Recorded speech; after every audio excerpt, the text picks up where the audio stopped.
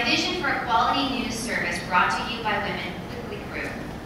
Soon after I began building the website, I came to realize that the voices and perspectives of women journalists and experts just might be the source of fresh ideas our country and our world so desperately needed.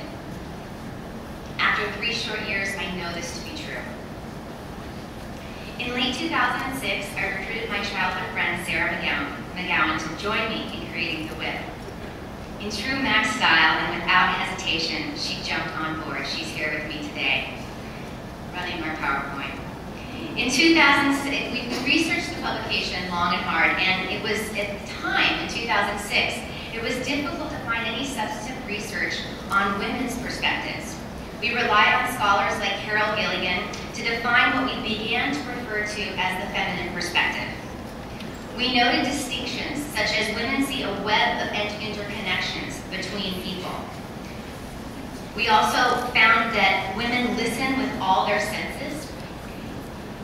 In their most authentic form, blogs are really conversations, and that's something really to understand the value and importance of this medium. They're really conversations. We were intrigued by this because of the possibility that for women there is no right way. Instead, there are many ways to achieve a purpose. As mediators and nurturers, Gilligan wrote, women are aware that there may be alternatives. They look to the whole picture, often trying to determine what might happen.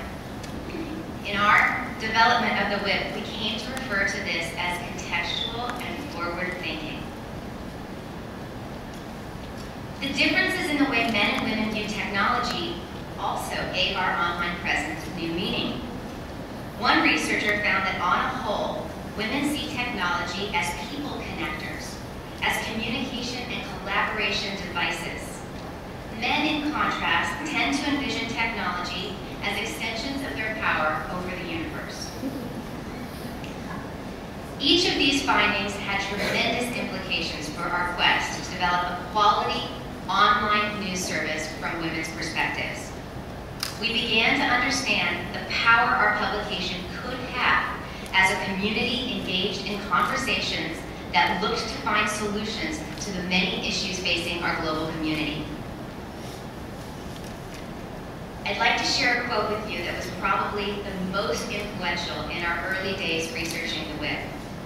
Virginia Saldanha, in an article in the Mumbai, India National Catholic Reporter, wrote about the feminine perspective. This is not exclusively a woman's perspective, but a perspective of all men and women who are concerned for life without looking for personal gain and domination over others. The moment I read that quote, the vision for our publication doubled in size. We would not deliver stories written by women exclusively for women.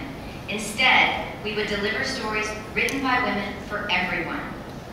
And in doing so, we would create a space for both men and women who sought to be informed, who sought to be engaged in the interconnected, globalized world we share, and who valued the insights, wisdom, and knowledge that women hold.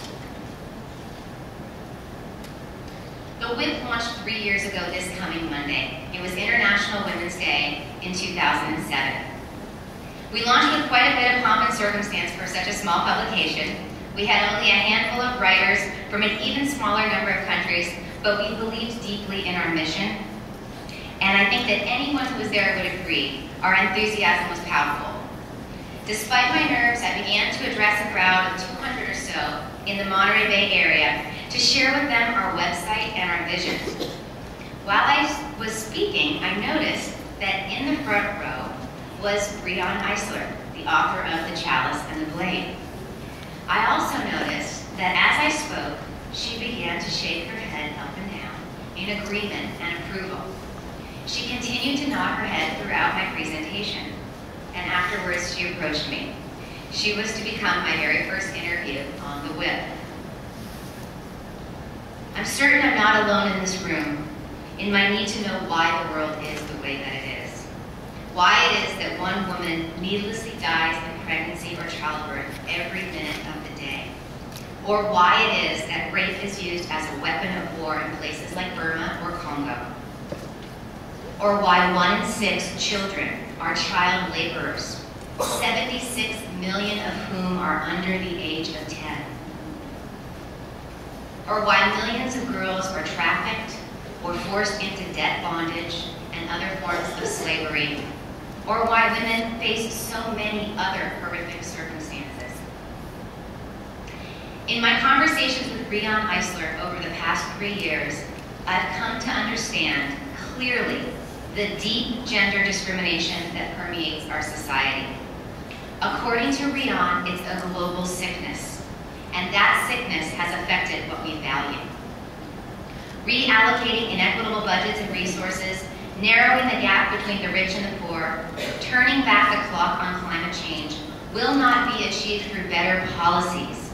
It will be achieved by changing what we value as a society. In Rion Eisler's most recent book, The Real Wealth of Nations, she details the inversely proportional relationship between how a society organizes the roles and relations between men and women and what a society does or does not value. I don't need to tell anyone here in the United States that we're living with an economic system that does not recognize or value the feminine contributions both men and women make on a daily basis in the caring sector.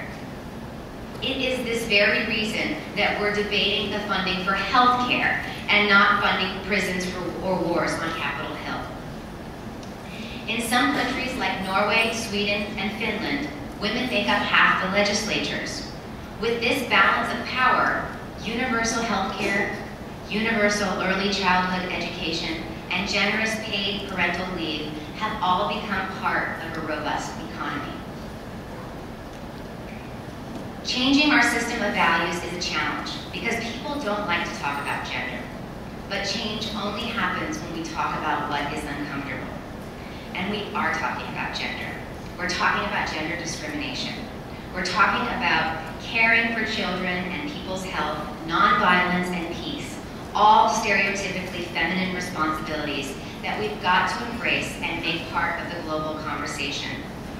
The Real Wealth of Nations blasts the United States for not having any coherent policy for investing in human capital. You feel that lack of policy today at Cal State Fullerton. You feel the pinch as money for education is reduced every year. Recently, I was able to connect with 2 other authors whose current popularity exceeds probably all others today in the global women's movement. After reading Nicholas Kristof and Cheryl Boudin's Half the Sky, I felt compelled to track them down. In late December, I reached them at their home in New York State. I am optimistic that the splash Half the Sky has made will continue to have a ripple effect for years to come. Like many others, I believe that Half the Sky is igniting the global women's movement as Rachel Carson's Silent Spring did the environmental movement in the 1960s. By moving the conversation away from women's issues and to human rights, they're creating a space and a need for both men and women to embrace the movement.